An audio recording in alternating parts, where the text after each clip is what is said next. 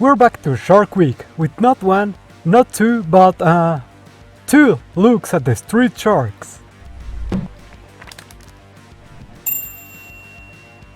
Hey everyone!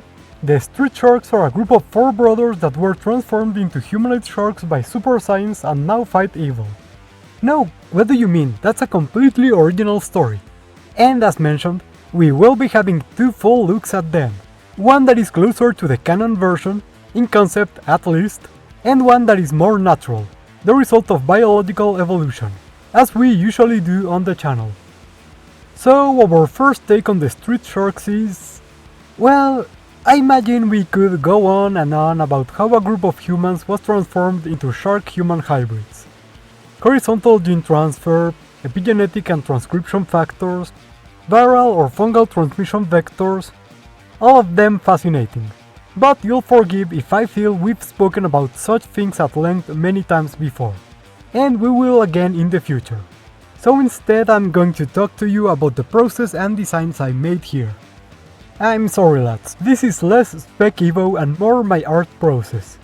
So, as I usually love to do, I gave these sharkos a good dose of body horror because, sure, a perfect hybrid of shark and human would look cool, but we have a ton of media already showing that, including the original material, so really, where would the fun be in that? Here, look. Now that that's out of our system, with this version I wanted to mix the features of both subjects in an unpleasant, gross way, because the mix of 2 organisms so different from one another would not result in a perfect and cool combination. Mind you, this is not a de novo, custom organism made from scratch, but a group of dudes that were stretched and twisted into the shape of a shark. So I'm making them messy, keeping the human teeth and skin, and messing a bit with the proportions and colors. And then the second version will be a relative of the land shark from our early video on sharks, because they are similar enough in concept and, in the comics, the adult form of Jeff would be these bipedal dudes you can see on the screen. And as you can also see, I'm drawing both of them at once because I wanted to have a little fun with the drawing. Now, going through them one by one, we have Ripster, the blue great white shark.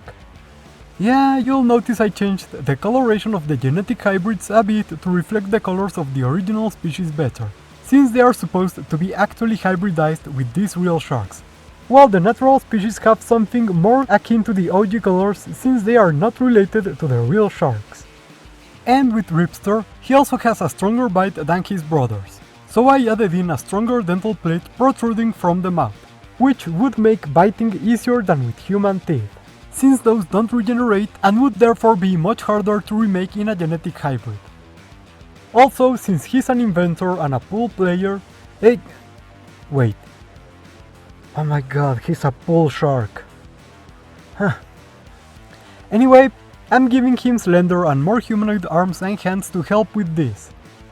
The naturally evolved version has somewhat similar features since they are based on, you know, the same guy.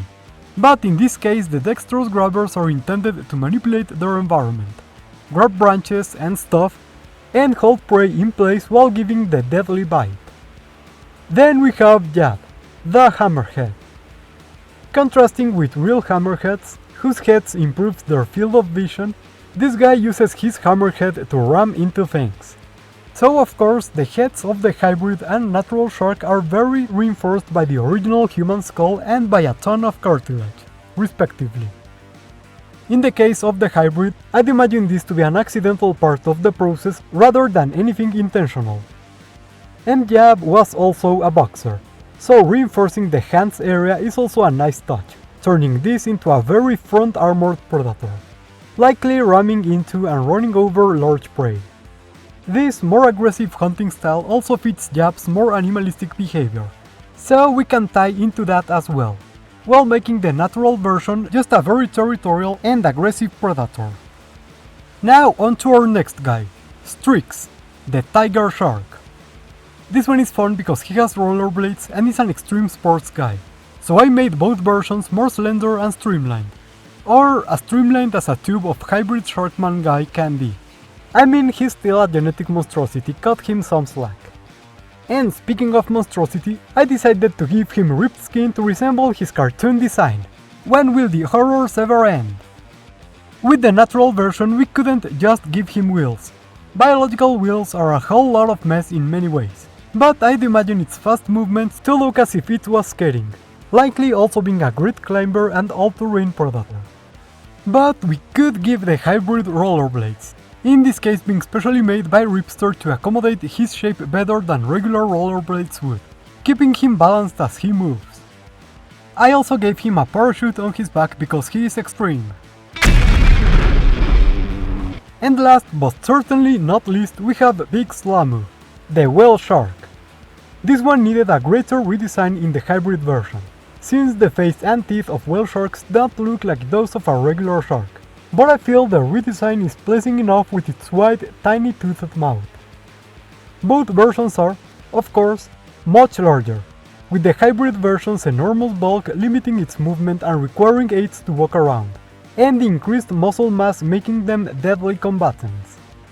In the show, this shark attacks by punching so hard it creates earthquakes, which is not how reality works, so the hybrid version can have a sort of soundwave resonator in his braces, and the natural one can just be a very strong animal.